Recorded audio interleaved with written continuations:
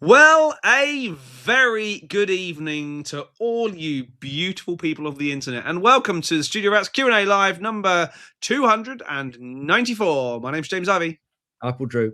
And I am some dude with a violin. I I really did almost go get my violin in the other room just to have it here, just to be ready. See, I can't see and I can never see them. Okay. What the hell is that shit? What the hell is going on? I don't know, but that is way better than my beard has ever looked in person. That is brilliant. I also I love Vinnie with the rose tinted spectacles. That's awesome. Yeah. It's a good look, Vinnie. I think he needs to go with that. I think he does too. Yeah. Yes. Sorry, I'd say I was being creative, but as we all know from Berklee College of Music, you have to tell this stuff what to do. Yep. We'll get onto that in a minute. So an interesting week for us all, but the rules go. I don't make the rules; I just follow them. Mr. Drew, what have you been up to? The Marshall JCM 800 video. That was exciting. I like that. Yeah, that's good. That's a good little unit, that. And for synergy.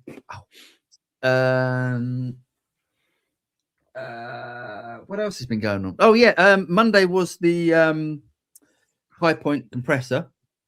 Yeah, that's really good compressor. So it's just a rehoused mirror, right? Someone actually put that in the comment. Yeah, someone put that in the comment of every video on that compressor I saw. Oh, and really? It was not the same person. Oh, okay. Really? So that's why I brought it up. It's like it was the first comment I've seen on every one of the videos on that compressor. I guess it's a fair point because the mirror is an optical compressor. So I guess that's a fair point. Thinking that, I mean, maybe they should have been a little bit more forward with why it's different. Yeah. They need to explain how it's different. That's the thing. Just give us an idea of. I get it. I mean, and it's not the most expensive compressor I've ever seen. 350 is not, it's nothing to sneeze at, but no, it's not bad. $50. Yeah, $350. Wow. Yeah, okay. $349.99. Yeah, I mean it's great. The only thing I would change on it, is I'd like an EQ on it or like a high boost. Yeah, like on the Keeley Compressor Plus. And as it sounds better to me, it sounds better than the Keeley Compressor Plus. But where's my compressor? I'd just like to, occasionally just like add a little bit of extra sparkle on it. The thing is, a compressor it's one of the hardest pedal cells because unless it's more of a feel thing than it is of a sound thing. I mean, yeah, I think it's definitely that, but I think it fattens up. You can use it to fatten up a Strat, which I think works. That's the best thing about a compressor is getting a Strat just to be that little bit fatter and. Yeah, I think so. I've only got two compressors. I own two compressor pedals. I have the Ego 76 from Wampler.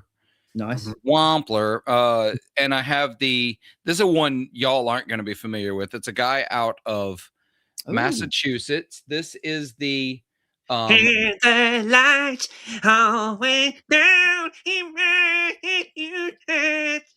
That's beautiful. I was we know that song. Yeah, I do. Okay. Not in that iteration. I don't. But this is the Forte or Fort Fatale from Dual Stage Amplification. It's a VCA style compressor, right, with a clean blend, and it does have a tone control. Nice. And it is a brilliant compressor. So I don't get really excited about compressors because I have like the two that I care about, right? Yeah. But they're really hard to demo because if you're using a compressor the way I like a compressor, I feel it. Nobody else hears it. Yeah. That's the thing. Yeah. The compression is either brilliant because it's not noticeable, as in, like, for example, that one that you had is an opto compressor, isn't it? Which is generally considered for vocals or bass, Yep. not very often considered for guitar. Often there's quite a few octo compressors out there for guitar. Yeah. Right. Okay. But you know, mine. If someone said, "Oh, an LA2A, which is an octo compressor, vocals or bass would be my two starting points." Not necessarily for guitar. I'd probably reach for something VCA or one of the DBXs, which are FET based. Yeah. But it sounded great. It sounded really nice. But the thing is, with compressors, you either use it so you do hear it and you end up sort of squashed, or you end up feeling it and you don't hear it. So it's kind of difficult. Yeah, but that's why I demoed it. So it does. I did the squash thing, and I did the. I know. I watched it. Yeah, I do watch your videos, and I did too. I thought especially when you flipped it over to the funk sound and really overly squashed it. I thought, oh, that's exactly the sound I would expect out of it. Yeah. So, also just, not that common in guitar pedals. Just a quick Google search: comps, the Ampeg Optocomp, the Walrus Audio Mira, the Earthquaker Devices Warden, the Diamond Pedals Comp Junior, the Copper Sound Iris, the Orange Compressor. I'll get my coat.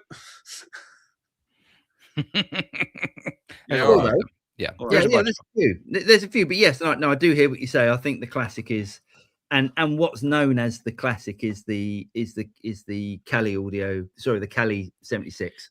Yeah, but I mean that's a whole other thing too. I get why they're popular. I've had a few of them over the years because I keep trying to love compressors, and I ultimately never keep them. But man, it just that's a lot of money in basically a studio compressor. Yeah. Which is why I've got racks of the things down here because that's. But yes, I enjoyed that video. The Marshall stuff did well, or seems to be doing well.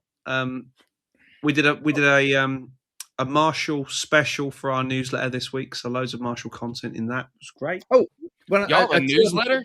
There's two other things. There's two other things I want to show.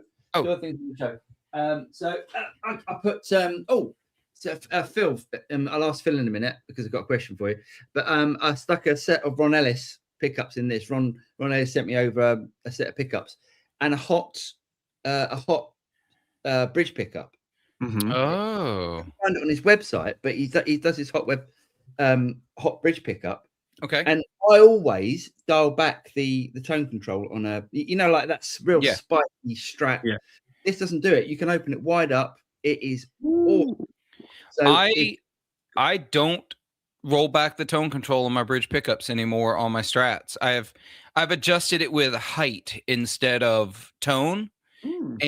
But like I've got the dual mags in my custom shop strat. Yeah.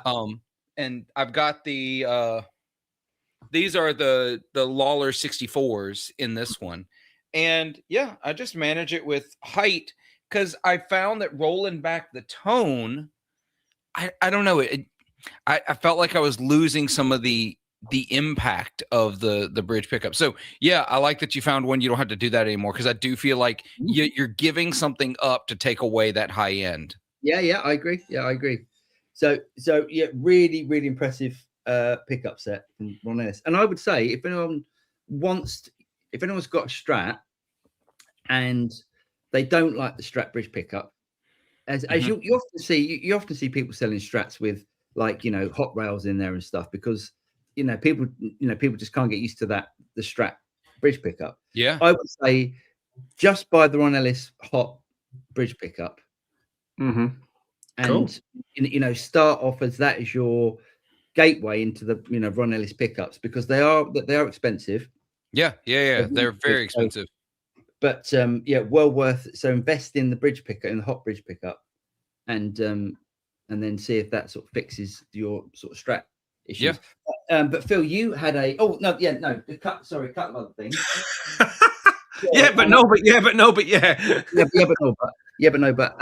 So this turned up as well. Right. Oh, you might recognize this from NAMM. So this solves all of Phil's issues. Yep. Ready, set, twist. Oh yeah, I love that. Who makes that? Who makes that? Adam Hall. So Adam Hall makes the this new lead, or they've got this new patent on this where you can turn it into a right angled jack. I love that. Yeah. So no more you sticking those god awful. There's nothing wrong with these plates. They just work. It just works. Wrong. I love how. Hold on. I could add this tiny little bit of metal so that all of the cables I already own work, or I could just buy new cables. Well, we're advocates for the pro audio industry, Phil. That's what it is. We're trying to. But anyway, Adam Hall, Jack, really, really clever. Go and check them out. They'll sell them obviously at multiple retailers and stuff, but they are listeners, viewers. It's called the Flipjack, is what it's called. Yeah. Thanks, Phil. How much are they? Did it say how much they are? I don't. Let me see if I can find a price. Here it has a website called it's the Cable Finder. Of course, hold on, I got to get through all the ads on the page I was on. Don't worry, mate. Don't worry. No, switch to the US shop. They are. Oh, Adam Hall's got a lot of stuff. They're free. No. Yeah, I wish, man. That's the old middle-aged dad thing. Oh, there's no price listed. They must be free. Yeah. Let's see. I think that is such a great design. Yeah. It is a good design. I like the idea a lot. I'm going to let some other people try them out for a little bit and see if they hold up. Yeah. So how long they gig for. Yeah, exactly. Yeah. That's the big thing. So on this site, this is ridiculous. The amount of hoops I need to jump through to get to the actual page where you can buy it. Why is this so complicated? Don't worry, mate. Oh, I'm sorry. Log in to buy. I can't even see a price. Oh, just don't worry. No. Yeah. No, Adam Hall, I'm done with you. Never. I will never own these cables officially. They'll be on Toman anyway. So yeah, there you go. The Adam Hall Flipjack, are they called, Phil? Oh yeah, Flipjack. Yeah. So go and check them out. One more thing, but I'll ask you after everybody else. I want to know about that Wilson Strat that you. Oh yeah, just the one I found. I just happen to be over on the gear page as I am sometimes, and it is a Dale Wilson 2024, but 60 master built Stratocaster, all inclusive. Like it's all original. That's the words I was looking for. All original, and they want $9,400 for it. Is that good or bad over there? I don't know. See, that works out about £6,900. Yeah, which is good for a Dale Wilson Strat. When you say good, it's expensive still, but it's But that's what they go for. That's what they are. Yeah, and it's got it's got the El Diablo Strat pickups. In it. It's got. What's the radius on this thing? You want to take a guess? Oh, it's just a 9.5. It's nothing crazy. Nice. That's what you want. That's what you want. Yeah, get your money out. I'm not paying $10,000 for a Strat. I'm sorry. No, never happen. It's never happening. No, I hear you. So, James, what have you been up to? I had the weekend off, which was really nice. Which translated into family time, which was great. Finally got the video out for the B-Beat track playback device machine thing, which was good. Long video, lots in it, lots to cover, which is good. I'm working on another video for Friday for a thing I don't know if we can talk about yet. I think we can. It's out, isn't it? It's out in the world. It's just that they've got their staggering video released, which is fine. Yeah, it gets released on Friday, but yes, the new X things coming out. Oh yeah, the MG50Li, which is good. It's got some stuff in it that I don't like, but it has more stuff in it that I do like, which is good. There you go. So I'm doing the video for that because I seem to be king capture, and that's one of the things he does very, very well. Interesting. That is very interesting. Yes, it does. I'm going to save it for the video, but it does a couple of things incredibly well that I'm going, right, okay, this you win. You have done well. Mm-hmm. Oh, nice. Yeah, and other than that, just carrying on with the same old, lining up the next videos for next week and stuff. Nice.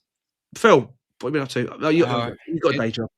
Yeah, it's been mostly day job. I've been checking out. I got this recently. I don't know if y'all are into these, but that's the Chase Bliss Mood Mark II. This is in the light bright colorway. And I'm not normally a bleeps and bloops kind of guitar player, but I'll tell you what, I sat down with this and, watched a couple of videos and dialed in a couple of things. And I really liked the sounds I could get from it, in that there's a way to use it where it just creates this pad underneath you. And so it just sits there and exists. And it's great I use it for practicing modes. So I would get like a power chord underneath me. And let's say it's like a C, a C and G, just root and fifth. And then I can practice. I've got this loop underneath me and I can play whatever mode that a C could work in, or root 5, because obviously I'm not going to play C Locrian with that. But yeah, but I can do lots of things like that. But also I was able to start creating pads really easily once you figure out how it works. It's not as intuitive as you'd like. Where I was like, this is like the perfect turn it on as you're transitioning songs. And you can and it holds everything going in a set between songs like a keyboard player would, but I can't afford to hire a keyboard player. Yeah, that kind of, because as I said in the video for the track thing, dead air is just the worst. It is the worst. Even in like blues sets, like even in like the blues and the blues rock stuff I do, dead air is bad. And so this can just keep it going on top of just being really honest. Because I also got the I'm not going to unhook it. I've got it plugged in right now into the loop of the Dumblifier, the Chase Bliss Habit. I got it because they marked a bunch down as they were clearing them out. They were discontinuing it. Both of them surprised me because this is also just a hella good reverb and delay pedal without all the extra features. You turn all those off. It's a great delay. It's a great reverb. The Chase Bliss Habit is just a great digital delay with a bunch of other options. Oh, okay. Yeah. So I was really surprised. I like Chase Bliss, but I've never really felt like some of their stuff fits what I do. And I'm really coming around to like, you know what? I was thinking too inside the box of what I do. There's a way to make this work. Cool. Excellent. Should we dive into some questiones? Yeah. Sure. Preguntas? See. Boom. Hollywood. Question from a couple of weeks ago. Which album or top 3 albums do you consider is excellently produced and mixed, therefore recommending us to give them a listen? I've got my 3 instantly. Mine are already in the comments, so I already commented on this, so you'll get to mine. So, Reckless, Bryan Adams. Sure. Yeah. Toto 4. Mm-hmm. And Peter Gabriel, So. Interesting picks. I don't think I've actually listened to any of those albums. So wow. Hold on while I write them down. How have you not Toto 4? I agree with all that. Do you know, I'm going to throw a couple that shouldn't, because they shouldn't have aged, I think, as well as they have. Right. Only because I think they've aged quite well. Right. Which Brothers in Arms. Oh, beautiful. But that's only because, and I'm saying it shouldn't have aged because it was the first album that was released digitally. Yeah. So it should sound shit, but it still sounds amazing. Yeah. Yeah. The sound of it and stuff, as you know, like if you think like how much digital technology, recording technology has moved on, it still sounds absolutely fantastic. It's a classic case of how the songs and the arrangement are 99% of the mix. They are. You worry about, the mix and the technicality. The songs are brilliant. They are, and I encourage everyone to remember that there's more technology on my phone than the Beatles had available to them for Sgt. Pepper's. Then there's more tech on our phones than got men on the moon. Yeah, exactly. Yeah, but that was fake. That was all fake. Well, then there's more tech in my phone than Stanley Kubrick had on that sound stage where they filmed the moon landing. Exactly. And my other two would be a couple of Mutt Lange ones. Yeah. I would be Back in Black. Yeah, I almost said that one. It sounds good. It sounds so good. And Hysteria. I think Hysteria shouldn't have aged as well as it has. It's an amazing sounding album. Excuse me, I have a pitch invasion. Just 1 second. Oh. Okay. I've not really done a lot of Def Leppard listening. This is where we... I know. Genius. Well, I mean, look at what he did for Shania Twain's career. Yeah, she had a record release before Mutt Lange ever produced one of her records. She did marry him though. She did. Yeah. I get it. But the case of Shania, how famous do you want to? No, that's wrong. That's awful. But no, her first album did nothing. Yeah, and then Mutt they ditched that producer, they ditched that like direction. And then they brought in Mutt Lange to produce Woman and Me, I think was the next album. Right. You could not escape that album the year it came out. It was inescapable. It was. Unfortunately, it was. Yeah, I actually think it was pretty good. As far as like pop country records go, there was way worse at the time, and there's been way worse since then. Yeah. You're not wrong there. Yeah, and for some reason, it's always the bad stuff that ends up coming over to the UK as well. I know. Y'all probably got so much Billy Ray Cyrus. Yeah, that's it. Yeah, so my three, they're in the comments. I'm going to go ahead and say them and just hope Jivey can hear. Wallflowers, Bringing Down the Horse, nice. That is a T-Bone Burnett produced record with the Heartbreakers are basically the backing band for that record. Great. That's just one of the best records ever made. The Black Crowes, Southern Harmony Musical Companion, I think is one of the best produced records of all time. It's my favorite record of all time. And the Eagles, Hotel California, that album, if only for now, that is one of those records that I think is fine digitally, but I think you lose something that tells you how important song like order is, because the first side closes with Wasted Time, and then you flip the record. Then there's a pause. You've got to stop, flip the record over, and then the very next thing you hear is the orchestral reprise of Wasted Time. Brilliant. So it bridges that gap. And I feel like in the digital age where it finishes Wasted Time and then goes directly into that orchestral arrangement without that gap of having to flip a record, it loses something, but it's so beautiful in vinyl. Yeah, nice. I miss not having a good deck and a stereo. Yeah. I do too. It's an event. It's an event. Yeah, it's a ritual almost. It's like there's something to doing it. Yeah. Because you sit down and you listen to 22 minutes of music, and then you get up and you turn it over and you sit down and listen to another 22 minutes. I mean, as much as we've got 60 minutes on a CD or 64 minutes on a CD, yada yada yada, there was something about that 40 to 45 minute golden time of an album. On vinyl. Yeah. Shame. I think there's a lot of the human psyche that still lives in that 45 to 50 minute range. I think more than that, you lose. You've got to be really special to hold past that. Yeah. You're not wrong. Right. Come on, the next one. Vinny, he says, if the link doesn't work, look for Film and the BB's Tricycle. What's he going on about? What is Film and the BB's Tricycle?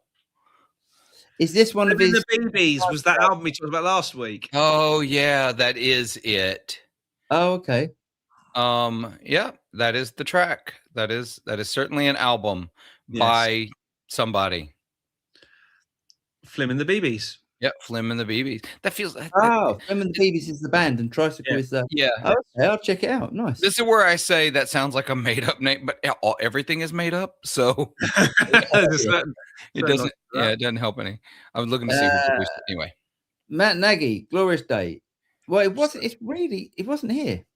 It was a bit over windy and a bit cold. It's beautiful here today. 70 degrees, which is like, I don't know, 21 for y'all. Nice. It was perfect. Probably not been far off that here. It's been quite pleasant. Yeah. Revenge of the Nerds theme. Awesome. Is that to do with the thumbnail? No, I wouldn't have thought so. Wouldn't have thought so, but who knows? Yeah.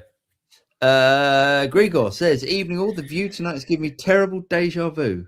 What's the date? Oh, I see. Because he was just there. Yes, he literally just popped in real life rather than in virtual life. Altogether, evening rats. What's 40 Watt Phil doing with that random violin? It's true. Nobody knows. Nobody knows. What did you type in to create that? I think because I used to put in I'd put in things like make this image look like the guys are DJs, or make this image look like the guys are into techno or something stupid like that. I've got hundreds of them now. Oh my gosh. My favorite one is make these guys look like 4 dads at a festival. It's hilarious.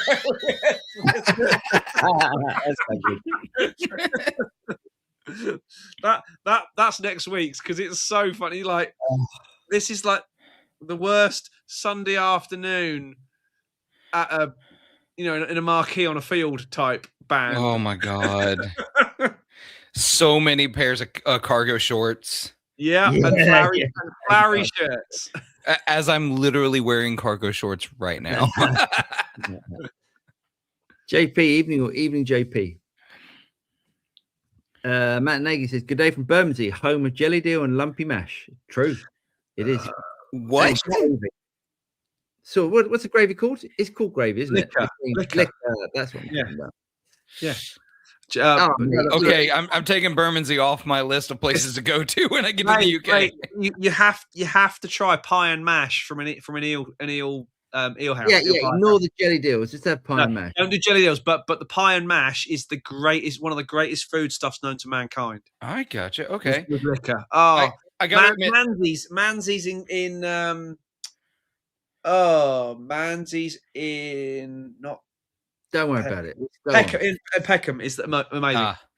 When I was in Minneapolis a couple of weeks ago for a conference, and I was there all week. Did you try the veal? I did not. Didn't have time. But I ate, there are a surprising number of British and Irish pub style restaurants in Minneapolis, and so all of them had some version of shepherd's pie, fish and chips, all the proper things you'd have. I had fish and chips 4 days in a row just because in Mississippi, I can't get cod. So I was like, I'm having fish and chips every day. As you should. It's a glorious thing. Blind Man Gary. All right, my lovers. Hope you are well. I'm waiting for my Ibanez Tube Screamer to come, and I'm very excited. Nice. Let's go. It's a legend for a reason. Yeah. It does a thing. It does. Stone Rivers. Good evening, rats. Getting in early. I've an HSS Super Strat and looking for a great neck pickup that doesn't sound mush or boomy live. I had the little 59 and it sucks. Think Sweet Child of Mine. He's got an HSS Strat and he wants Sweet Child. Well, Sweet Child of Mine is. I would have thought the little 59 would work on that. Yeah, I mean that's the sound, isn't it? Neck humbucker to a driven Marshall. But this is an HSS, so it's not SSH. Yeah. Yeah, but he's HSH because he's got a mini humbucker in the neck. The little 59 is a humbucker, isn't it? Okay. Yeah. I'm just gonna be honest. I've never had really good luck with mini humbuckers. I should say with the single coil Strat size mini humbuckers. I like regular mini humbuckers, but they don't quite sound exactly like a full size humbucker either. So, try the one that has the rails. What is that one? It's not the hot rails. I know that one, but Seymour Duncan makes one. I've got another suggestion. Stone Rivers, let us know what guitar you've got and if it's swimming pool routed. Yeah. If I got it here. I guess that is the Seymour Duncan one, is the hot rails. They have a hot rails and a cool rails. Right. There's I think it's in here. There's a video I've got to do for Friedman. Yes, it is. Because you can do something like, and I'd highly recommend Friedman pickups. Mm-hmm. Because you can, if you've got a swimming pool routed, just do that. Yeah. Yeah. That's the way. Do it. Yeah. And if you do that, I would highly recommend Friedman pickups. If you think of Dave Friedman's choice, if you think of his preference in tone, you can think of it's that era. It's that sort of 80s rock. Big 80s rock. Yeah. So Friedman pickups, fantastic for that, but they don't do a mini humbucker. I mean, I think you can get a lot of love out of a neck single coil. I do too. Why would you take away the neck pickup from a Strat? Yeah. Like, that is one of the greatest, most quintessential sounds on the planet. Yeah. That neck, that's the one I would never touch. Yeah, I agree. I'm with you. I'm with you 100%. 100%. Right. Okay. Hodge, hello fellas. Got stupid and he got stupid and got another parts caster. Nash S63. They're good for what they are. Oh no, that's great. Yeah, that'll work. Is a Nash considered a parts caster? I mean, the S63. I'm not familiar with that exact model. I mean, I guess are they still considered parts casters at this point, or did he get a parts caster that is made up from an S63 and something else? Because didn't Vinnie say something about the Nash being he buys in the necks or something? You can buy parts. You can. I think you can buy their. Oh man, I'm going to speak out of turn here because I may be going off like 20-year-old information because I remember like early days Nash, right? Because they kind of like, I think they started as like parts and relicking. This is kind of the way MJT is now. Yeah. And then they grew into their own guitar company. And somebody may have to. I'm not a Nash expert because I kind of hate their relics. I'm just going to be honest. I don't like their relic work. I when they do the light relic, I think they're pretty good. But when they do like Nash for Nash guitars, when they do heavier relic, I'm like, that's not really there. So I'm not a huge expert, but I think that's how they started. So I am going to add Hod's next line in where he goes. Go for it. Forgot I paid $1,200. Newer stupid money now. Nice. Yeah, I think that seems like good. Yeah, I think that's a good price. Yeah, good. Very cool. Yeah, very nice, mate. Chris, he said, evening all, just got an Axe FX3 Mark II Turbo, struggling to get tones that will sit in the mix. Any advice? Downloaded your presets, but still can't match your tones. I'm gonna let someone else say it. 10,000 hours of practice. Well, I'm just kidding. I'm just kidding. Tone is in the fingers. Yeah, so it's not going to sound like the sounds that I got from it, but it will sound like you playing through those. I can pick up one of Paul's guitars at Paul's house in Paul's studio, and it sounds like me, not Paul. Okay, and this is what I'm gonna give you because so the one thing I've not done a lot of since I got my Axe FX is building my own patches, and I'm just now getting around to that. And as someone who is an amp guy, I can usually find sounds I love on an amp really quickly. I'm not super finicky. My dials typically don't get very extreme, and I find a tone that I love and can use and I'm inspired by. I find it a little tougher on digital platforms, just going to be honest. And what I would do, and here's what I'm doing right now, I'm trying to build a patch on my Axe FX that is me, because I've been using presets and some of y'all's and some others, and I'm downloading stuff. Start with just the amp. Put an amp in a cab and just dial those in until it sounds like you want an amp to sound. Then slowly add one piece at a time. Don't overwhelm yourself by trying to build your whole rig all at once. Start, just build. Here's the amp I know I love. Find a model that you know you like. I'm doing it with the ODS. I know I love that sound. I know that that's what I get into. And so I'm still dialing it in. I've been dialing in the ODS for 3 days now because there's so many features and I want to get it right. And now I've moved on. I guess I'm still counting this as part of the amp. I'm getting the reverb right. I'm finding the right reverb, getting it dialed in as an always on reverb because I don't play without reverb. That's just who I am as a person. I know it's flaws, trauma, but get that and then slowly build your rig out. Don't feel like you need to get it all at once. And sometimes that patch you got from somebody who you love their sound because of your hands, because of your style, doesn't work for you. I mean, as I say, whenever I Paul, you're the same. Whenever I learn or have to get some patches together quickly on a new platform, like I am with the new X, start with an amp that I know. Yeah. Even if I don't know what it sounds like yet, I know what it's supposed to sound like. So, for example, I've put some patches together based around the Soldano SLO 100. I know what that's going to sound like. I know what that's going to sound like into a Marshall style 4x12 with vintage 30s. Yeah. If it sounds good and big and fat and 80s and raw, I'm more than halfway there to the sound that I'm going to like. Does that modeler have an option to take the grill cloth off your cabinet though? No, you have to do that with a standing knife on the screen. I've got some scratches. I'm hoping they're going to buff out. But yeah, I think it's a great way to do it. Just get the thing you know what you like, and also this is a great way to learn that piece of gear in the process. Yeah, I mean, it's the Axe Effects is well. I'll ask Chris a question.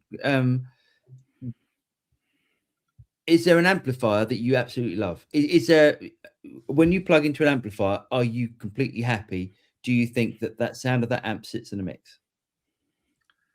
If you think it does, I'd question.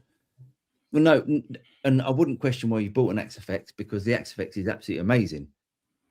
But if you're happy, maybe it's if you're already happy, you're happy. Can I say what I think you're trying to say? Go on. You just because you can put 1,000 effects onto a guitar tone doesn't mean you have to. Yeah, without a doubt. Yeah, the Axe Effect is extremely powerful. I guess it's what all of us have just said here. Start with the amp, have a speaker, have a reverb. Think of it like a guitar rig, and then go, I want a bit more drive. Okay, well, do I want to turn up the drive on the amp, or do I want to put a drive pedal before the amp?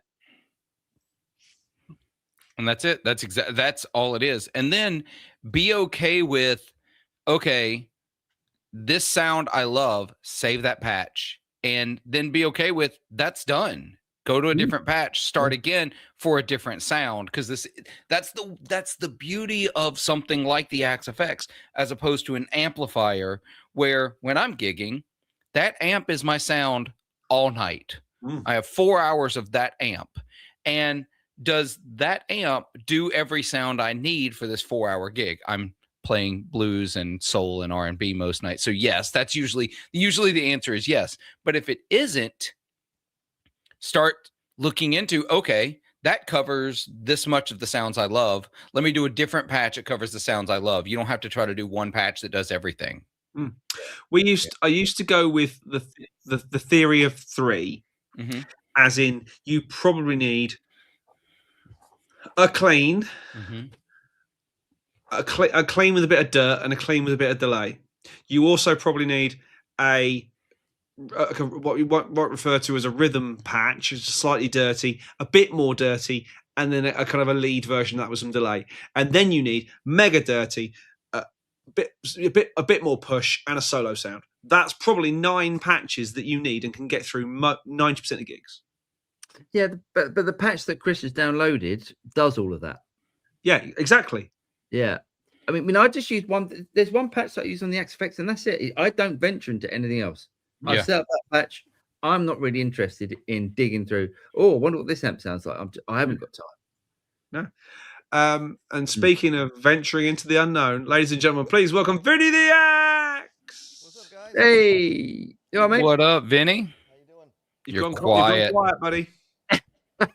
It's never the same, is it? It's always his mic.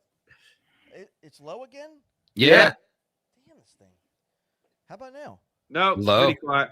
How about now? No, it hasn't changed. almost Check sounds your like- interface settings. How about now? Getting Getting, better. yeah. That's really weird. And how about now? Yeah, it's much better. Bit more. Tone it more. It's like all the way up now. I don't know. Oh yeah, no, I hear there we the go. noise. There it is. You've got loads of background noise now. Yeah. How about now? Is that good? Really quiet. It's quiet, but it don't get the background noise and the echo anymore. What did you do to your setup, Vinny? I didn't do anything. It's the same. It just weekly it seems like I have to turn it louder and louder every time. I don't know. Maybe the mic's dying. Maybe the capsule's dying on that. Maybe it's junk. I don't know. What have you bought? What is that? I don't even know. It's a Rode, isn't It's it? a Rode Yeah, it's one of the Rode Go podcast mics. Rode Amateur Night. That's all right. That sounds okay. You might have to talk a bit closer into it and get all. Yeah. Yeah. All Just right. Late night FM DJ. Just get up on it, huh? Just get up. Yeah, on it. yeah, that's it. Do that. That's perfect. That work. Maybe your mic's dying, mate. I think that's what's happening. Ladies and gentlemen, welcome to the show. Just get really up close and personal tonight. What have you bought? Come on, Vinny. What have you bought? You must have bought some of them this week. I haven't bought anything. What? Yeah, no, I haven't bought anything. I just got done, with the build and finally got it set up. And I am on the hunt though for a reverb pedal. Ooh. Oh, I have so many suggestions. So yeah, we'll have to talk because I want something that does kind of a bunch of different things. I want something that does like a little ambient something or other, and I want something that does like a really good, like 80s plate. I have a Flint, and I know everybody loves that pedal, but here's the problem I have with it. I feel like it's a waste of pedal on my board because I don't like the tremolo in my effects loop. I have a separate tremolo pedal in front of the amp where I want it to be, and I just feel it's like I don't know. It seems like it's a waste of pedal to have that on this particular amplifier. So I would rather just get a reverb. That's interesting, though, that you don't like it in the effects loop. How dirty are you running the amp? Fairly dirty. I just like the way I have the jam pedals. What is that thing called? The Harmonious Monk. Yeah. I have that in front of the amplifier, and I love the way it sounds. It sounds so good.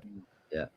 So I don't know. Interesting. Maybe it's just the way the setup is on the blue guitar amp, but yeah. Are you using it in harmonic tremolo mode? Yes. That's why you like it before the dirt, because harmonic trim is, and if there's any of you in the comments that want to argue with me, that's fine. It's very akin to Univibe. That's exactly what I was going to say. Univibe sounds amazing before Drive. Right. I love Univibe as well. And so it's not exactly the same. They do it in a different way, but it's got a similar character. Yes, And I love that. I love that. So, and whereas optical and bias trim, I like post Drive. Right, and I have a Deja Vibe that runs Mr. Hendricks would agree with you. You know, yes, it runs at 18 volt, but it likes to be seen first, and then so does the fuzz, and then and so does the wah, and there's like a fight between all of them. You know what I mean? Half the time. It's the race to the beginning. Everything's fighting for that first slot in your pedal order. Yeah. Oh, I wonder if I have noise cancellation on or something on my mic on the through StreamYard or something or other. Oh, maybe. That's what it is. I changed that. Oh, y'all get ready. Hold on. Shall we do the next question? Should we do the next question? Yes. Boom. Anton. Hi, Anton. Well, let's not spend much time on that comment. Yeah. Am I louder? Hey, there he is. Whoa. That's what it is. It's echo cancellation. You gone quiet again? Well, he's fixing his sound now. So am I okay now? Good? Yeah. Perfect. There we go. Blind Man Gary, I have the orange compressor pedal and it has a chime knob and it's really good. I think it's underrated. Yes, it's really good. I think all those orange pedals are underrated. Nobody talks about them, but the couple I've played have been great. A friend of mine works for Orange. A friend of mine also works for Orange. Guy who used to be a trumpet player, but now he's a guitar player, and he retrained. He was in Michael Bublé's band for a while as like second trumpet, and then got completely disillusioned with the music industry. Who saw that coming? Retrained as an electronics engineer, and now lives in Peterborough and works for Orange. Well, I could see how he got disillusioned playing for such an edgy artist like Michael Bublé. Do you think it was disillusioned because he only ever comes out at Christmas? There was an article a few years back where Michael Bublé was talking about how edgy he was as an artist. Wow. I'm like, are you kidding? You are freaking. Look up milk toast, and your picture is next to it. It says in the dictionary, it says edgy. It says brackets not like Michael Bublé at all. Yeah, but I mean, let's face it, as big band artists go these days, he is probably the one that people would know. Yeah, anybody would know. It's great, especially at Christmas. It's him and Mariah Carey. Yep, hell yeah. It's beginning to look a lot like it. And Wizard. Okay. Betty LeBlum, want to change the dog ear P90s on my casino for brighter sounding ones. I love the SD. Seymour Duncan's okay, but find them too pricey. I saw the GFS specs from Guitar Fetish, and the price looks good. Any suggestion? My suggestion was don't use acronyms, so I know what's going on. Seymour Duncan. GFS is a company. Yeah. Okay. Guitar Fetish is the they used to be known as Guitar Fetish. They're GFS. Okay.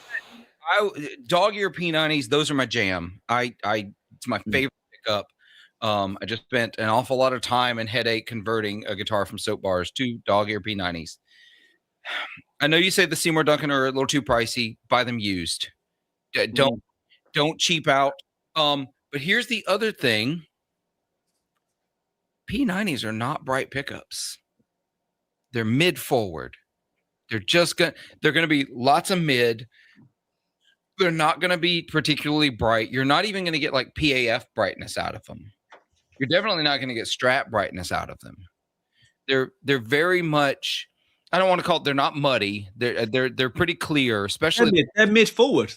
They're just mid forward pickups, and so that's what you're going to get. If you get a bright dog ear or P90 in general, get a bright P90. What you're actually getting is a thin P90, and that's not a sound anyone loves, not even their mother. So I would recommend. Maybe it's EQ is actually your thing, but GFS makes good pickups. I don't want to down them because they're affordable, but I would not trust them over a Seymour Duncan ever. Yeah, because all you're going to do, it's buy once. Yeah. Yep. Buy once, cry once. Done. Yeah. Just go and buy the things you want, because you'll only put the GFS in thinking, but I bet the Seymour Duncans sound better. Mm-hmm. And buy secondhand. Buy secondhand all day long. Or get some. What about Delola make? Oh yeah. They do. They make great ones. They're going to be expensive. Yeah, the Lawlers are going to be more money than the Seymours for sure. Yeah. Well, actually, so the Seymour Duncan Antiquities. Oh well, that's their top range, right? Yeah. Seymour Duncan Antiquities are $140 or $130 a pickup in the U.S. What, new? Yeah, new. Oh. The Lawlers, the Lawler dog ear P90s are $140. Actually, no, on their website they're $130. There you go. Lawler all day long. Yeah, amen to that. Just and maybe just change one at a time if you can't afford both. On a casino though, that's going to be a pain in the where. On any guitar, it's gonna any semi-hollow guitar, it's gonna be a pain in the. Okay, here's what you do before you do it. Then bit of the boom. Look up videos on how to splice in quick connects.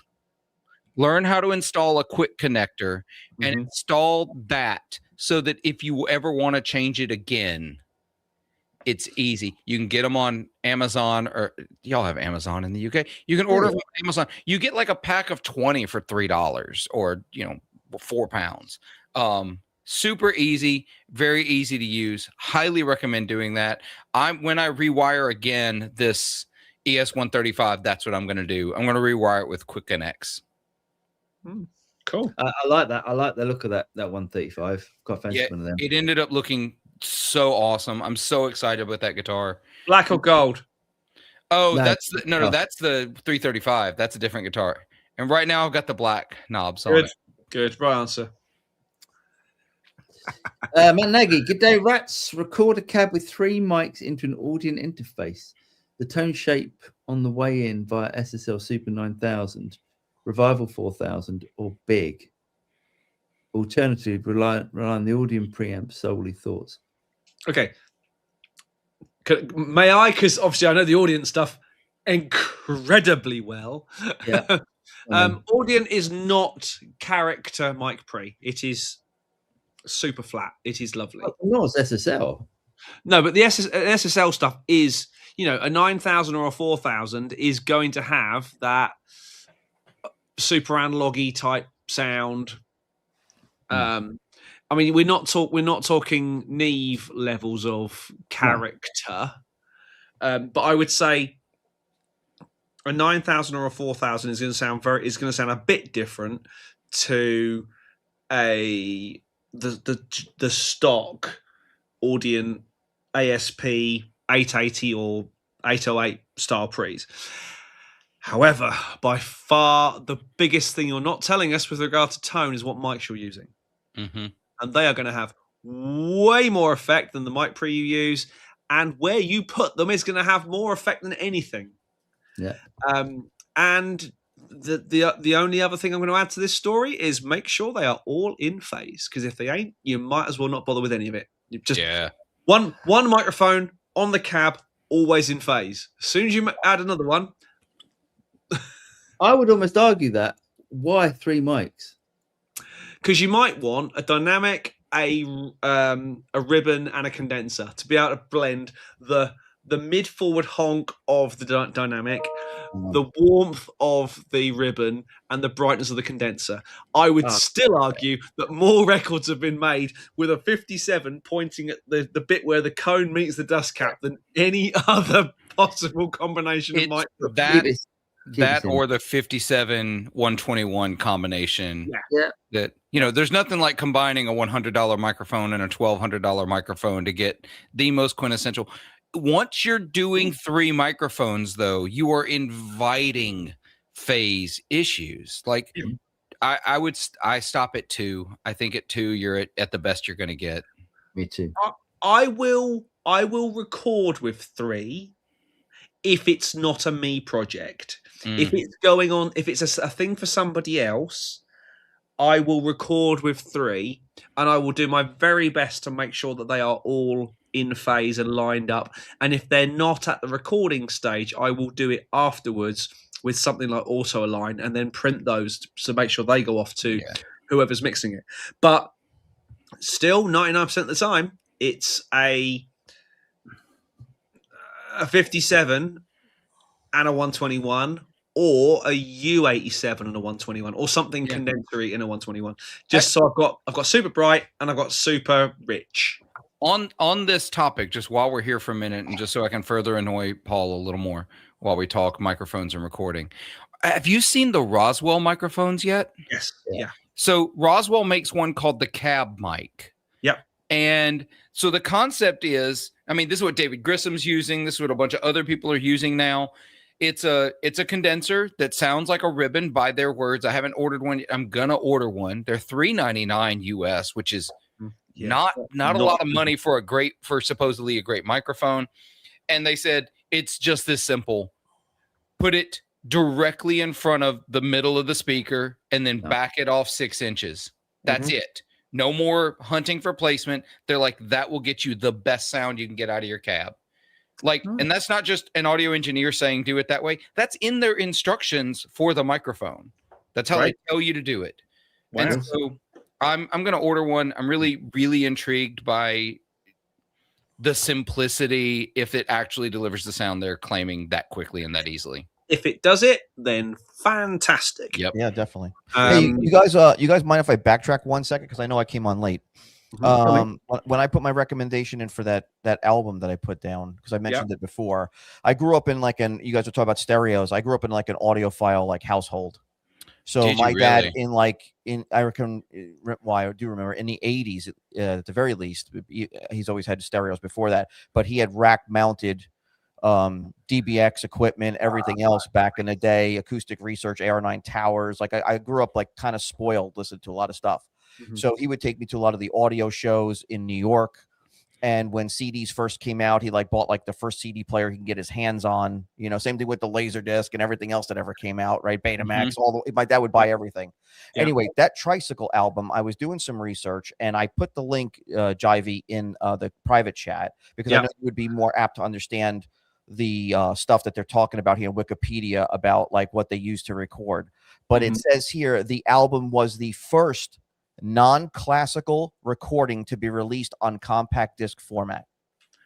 Wow. So I think it even beat Dire Straits' Brothers in Arms. And I've read about this before several times on other sources. So that specific album, Tricycle. But the thing I think is with Brothers in Arms, I believe it was the first album to be recorded digitally as well. This just says released on CD. I think Brothers in Arms was actually recorded digitally as well. DVD, wasn't it? Yeah, you'd have to take a look at the data on here. But anyway, I use that album. I know it's jazz and it sounds like elevator music, but Jimmy Johnson's the bass player on it, and he's absolutely superb, and you could actually hear the bass. And I use that as a reference album before I buy any speakers, if I buy stereo speakers. Nice. I'll take it with me to an audio show. The wife goes, and I'll use that as a reference, because I know Does she just go somewhere else when you put it on? No, my wife loves audio stuff. Wow. Is that so? You take it to an audio show? Is that because you'd be too embarrassed to play King Diamond? Well, I don't want to say this. I don't. Let's just say I wish some of the stuff was mastered a little bit better from back then. Yeah, for those albums. Yeah, that's fair enough, I think. Yeah. You know, it's interesting on the digital versus analog thing. If I remember, I don't remember exactly which album it was, but one of Stevie's early couple of albums, Stevie Ray Vaughan, that is, they recorded it both digitally and analog, and then let Stevie pick which he liked more, and he chose the digital. That was quite common in the days of early days of digital. Now I have a Dire Straits Brothers in Arms release on vinyl that was mastered in, I don't know if you guys can explain it to me, but it's mastered in half speed. Yeah. Is that? And they could only fit 2 songs per side. Comes with 4 LPs. It sounds, on my stereo, it sounds absolutely superb. That means it's probably, so the playback for an album is probably then at it's still at 33, but really? It's still at 33, but they can only fit 2 songs per side.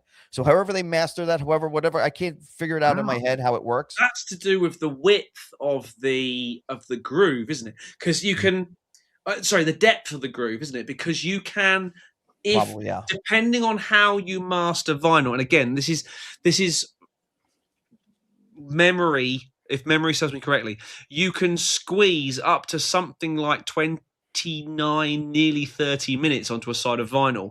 But by the time you get to the extremes, either the outside or the inside, the grooves are really, really, really, really tight, and it becomes almost unplayable on certain systems.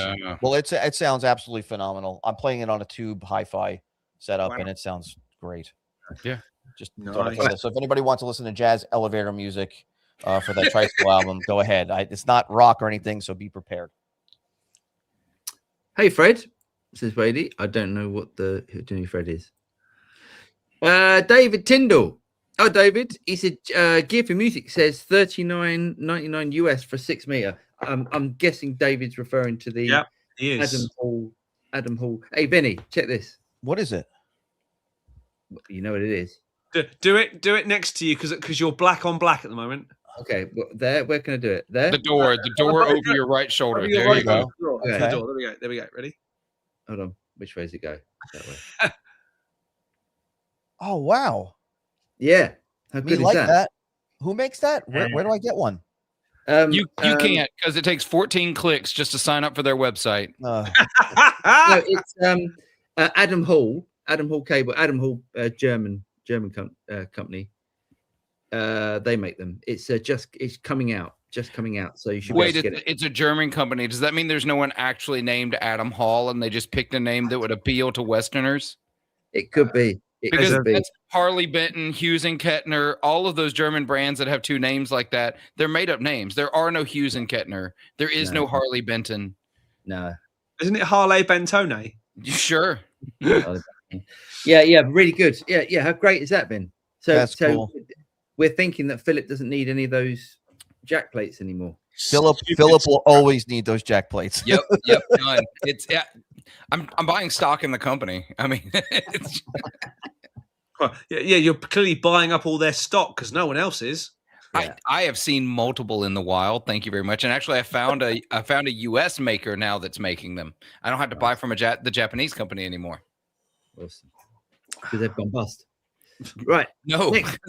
Random bit of metal. Nice. Walrus. Where do you guys like to sit while playing? I mean, directly in front of the amp, to the side. Where do you think gives you the most accurate tone of your amp? That's a good question. I sit off axis if I'm playing on a combo amp. And if I'm playing on, obviously with the studio monitors, I'm actually in that triangulated sweet spot. So it just depends on what I'm playing through. I think it depends on the amp. It depends on the situation. It depends on if I'm filming or not, because sometimes that choice is removed. I don't know. I say I've been playing with the amp facing that way today with the amp over my right shoulder. So, and that seemed to work okay.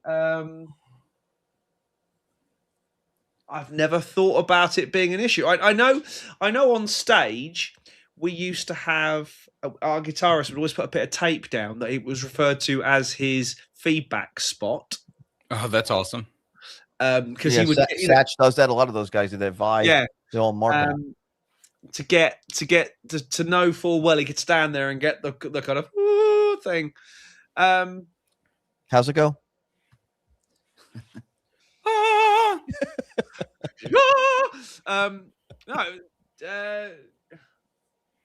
But sometimes if the amp's all the way over there, I'll still sit over here because I'm listening to it through the monitors. So, yep, yeah, it's this. I think I'm with Vinnie most of the time in the sweet spot. I don't. I'm in too small a room for the sweet spot. That's the fact. I'm in a 11 by 10 room. I think that is too small to get to a sweet spot for a guitar amplifier. I'll get real sciencey here in a second. But to give you an idea, these amps behind me, to give you an idea how close they are. Hello. They're real close. Oh man, it's like an optical illusion. It looks like it's like 30 feet behind you. No, but it is 4 feet behind me. That 4x12 is 8 feet behind me. So Phil's actually in the same room as his gear, unlike someone else who does a podcast. Yeah, exactly. So any more stuff in there, Phil, you're gonna have to climb over it to get out. Dude, you have no idea. It is so bad. I already do have to climb over. I gotta get the stuff out of here. Anyway. That's why the studio is being built. That's a thing. But here's the thing that's really important that nobody thinks about. I'm gonna ask Jivey, how long? Okay, first of all, what is the wavelength of the low E fundamental on a guitar string? Meters.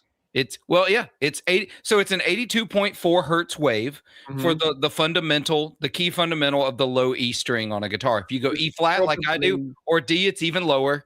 Just keep that in mind. So if you're in standard tuning, in order for the wave of a low E fundamental to complete one cycle, that's one above and below, you need 13.7 feet. I was about to say it's about 15 feet was what I was going to say. But yeah, it's like when if you're standing next to a road in town, and someone with their car comes up and you hear, you know full well they can't hear the sub bass inside the car because the wave is too big to fit inside the car. They hear none of it. And so if you're playing bass guitar, it takes twice as far. Yeah. And so that's why your ideal position on this is it's so sciencey. But when you're positioned on stage, if you're the bassist, you want to be, well, actually, your drummer should be 13 feet from the bass amp, because that's the time it takes to complete a half cycle. You don't want to catch it mid-cycle. And so if the bass amp's right next to you, you're not getting it's weird, it's super nerdy, but there's a science to it. So you need a room that is bigger than 15 feet, to be really honest, to actually be in the ideal spot. So if you're anything like me, you don't get it. So start thinking in increments of that. Yeah, I think that's sound science, dude, because in my room, it's 26 feet long. Yep. I think it's 26 by, I think I'm 26 by 12 here. But when I'm standing, there is a spot for my amplifier sweet spot, not the one for my audio monitors, where it is about, you're probably right, it is about 13 feet or so where I have to stand to get everything to sound correctly if I'm playing through like the larger cabinets and stuff. So and you don't want it if it's an open back cab, you don't want it up against a wall because it's going to do weird things. Well, then it's not an open back cab. Yeah, exactly. Then it's not an open back cab. It does weird, funky things. So that's why these things are in the middle. I could push them all the way back up against that 4x12, but it's not good. It doesn't sound good back there. So I had to bring them forward a little bit to get better sound. It's super nerdy. You want to basically be in some type of whole number ratio increment from that. I'll let you do all the science yourself, or you can let AI do all the science for you. But otherwise, there's no good sweet spot in a small room. I'm just going to still awake. Well, yeah. No, I'm not. I mean, no, I'm not. Paul's like, no, I'm just trying to think of doing ritual suicide. Yeah, there are. Okay, I'm hearing what everyone's saying with the and I agree with the full cycle thing and to get the ultimate space, but still, majority of recordings are with a microphone straight flat up against a cab. Yeah. Oh yeah, 100%. So it's I mean, for me, I think the simple answer for me is just, and I want to hear what people are hearing. But if you think about it, that's at the beginning of the wave, so you're still getting it at that point. Fair enough. Nobody's playing with their ear up against their cab. Don't do that. That's how Dick Dale lost hearing in one of his ears. So no, that is a fair point. Yeah, it's the funny thing about physics though is that when you ignore it, it does go away. It doesn't actually go away, but if I put a cab at the other end of this room and I played from here, I'd go, oh, what a lot of room tone. Yeah. But I would be hearing what's coming out the cab. Yep. It's wild. And so to answer your question, Wallace, move things around. Find the spot you think it sounds best in your room, and that's the sweet spot. Yep. Walrus says, I also studied in England one semester, and you have the best sweets, best Coke, and best tea. Amen. Yep. Because our Coca-Cola actually has sugar in it. Well, ours can dissolve bodies. I like that. Probably good. Dave Tyndall, but interestingly, I click on it and it says not available in the US. So we're talking about the lead. Okay, interesting. Yeah. Sweetwater will have it soon, I'm sure. Yeah, without a doubt. Yeah, great. Rack, I really like compression as a sort of separate effect, like the super duper thing, squashy, almost percussive stuff. Nice. Yeah. Which is why back in the day, in the 80s, to get that really tight, super tight rhythm guitar sound, they plugged straight into an SSL and used the SSL channel compressor. Oh yeah. Chilino 67. Which one of you gentlemen is the owner of the Studio Rats? It's a good question. Not it. Well, I guess technically me, although James is involved, but James has his own channel. I think at the moment the financials are a pretty even split between us, aren't they? Yeah, James. Who does the government come after if they have to get you? Okay. Well, there we go. Yeah, it's everything. That's the answer then. Yeah. To be honest, we are trying our very hardest to make this all a completely legitimate thing, and you know, all above board and all that sort of stuff. But it's way harder than you'd think. Under the table is always easier. The Studio Rats, it should be the Studio Rats capture is separate. The Studio Rats capture packs and all that sort of stuff. That's definitely both of us together. So it's way more difficult than you'd think. It's ridiculous. We need to start getting through. We're getting there. We're getting mood. There's a lot more than bleeps and bloops. The reverb and delay in stereo is amazing. You get used to it. That's what Phil said. Yeah. Guitar Buddy. Hi Rats, would like to hook up my Tone King Imperial pedal to my AM4. Any ideas for best results? I would say go straight in the front. Pain in the arse. Pain in the arse, isn't it? Because you've got it's XLR out, isn't it? Does the Tone King pedal not have a 1/4 inch out? It's designed to either go stereo out DI'd or to go into use that sort of 4 cable method in an amp. So there, I mean, I would probably the AM4's got a stereo. Hold on. Got stereo effects sleep, isn't it? No. Oh no, you're right. No, it doesn't, does it? Oh, it doesn't. It does. Yeah, the M4 has TRS, send and return. Yeah, so you'll need a XLR to TRS balance cable. Yeah. What a pain in the ass. That is a pain in the ass, isn't it? I don't know if you can change the input to line, in which case I would then just go XLR to jack and just go straight into the line input. All right, so what I'm hearing is sell your AM4, buy a VP4, and put it in the loop of the Tone King Imperial. That's what I was going to say. That is exactly what. That's what I was just about to say. Yeah, if you don't like the sound inside if you don't like the drive tones, the amp tones inside the AM4,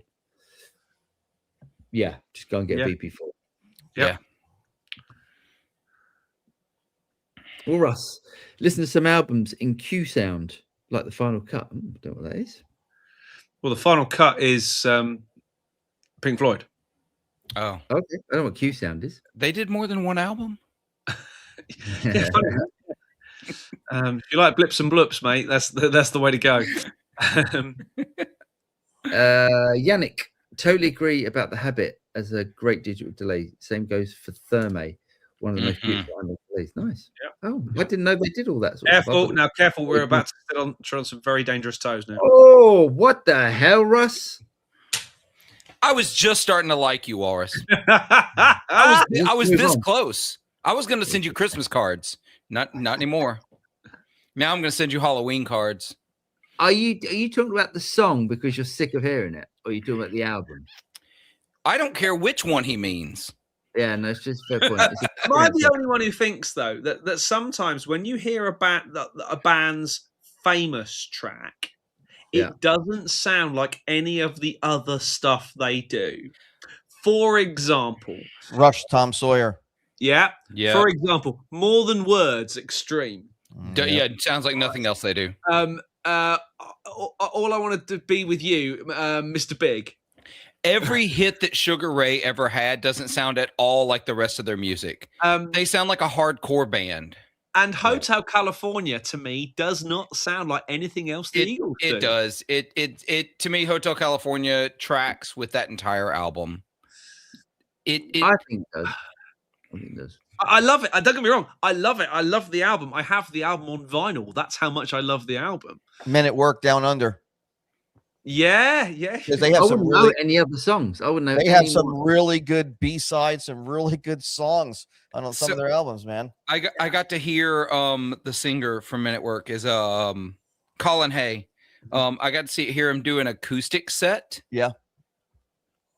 I've rarely been that entranced by a performer ever. Wow. He was remarkable. And I was like, I've messed up not listening to his music. Yeah. And the other one that if you say to most people, non-musicians, name me a Stevie Wonder song, I guarantee they name the world's worst Stevie Wonder song. If you say that Superstition is one of the world's worst, okay. Absolutely not. Absolutely not. Isn't she lovely? No. I just got look. I wish. I mean, what? I just called to say I love you. Oh yeah, of course it is. Right, we need to we need to start moving on because we've got loads and loads. Okay. No, it's not that. But I just don't like people not being able to get their questions. Yeah, I get it.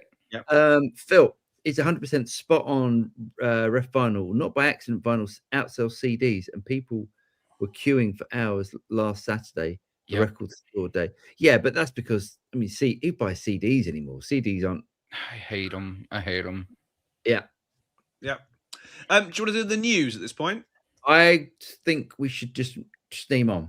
Okay. All right. I think we should, or should we let's see how far we get. Is there much news? There's 3 bits, and there's not a lot. There's not.